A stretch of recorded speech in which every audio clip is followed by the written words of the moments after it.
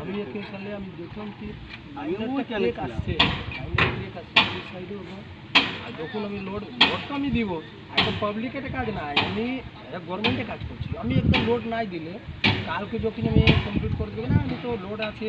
500 আমি দিব নাই লোড, আমি করে দেবো না নষ্ট হয়ে গেছে এরকম করতে হবে। আমি আর লোড তো প্রপার দিব লোডটা প্রপার দেওয়ার পর যদি গাড়ি কিছু দিলে আবার লোড যদি আমরা দিই না পরবর্তী সময় যদি গাড়ি যায় তখন তো পাবলিক মরবো। এখন ভাগে যাবে একটা অসুবিধা নাই, আমরা কিন্তু পরবর্তী সময় যদি ভাঙে দিলে তো একটা বিষয় না, এটা তো ব্যাপার না। এটা অক্ষণ ভাঙছে এটা তো বানাইতে না এখন বাংলাদেশে ভালো হয়েছে। আমি হ্যাঁ, হ্যাঁ, কথাটা এখন ভাগছে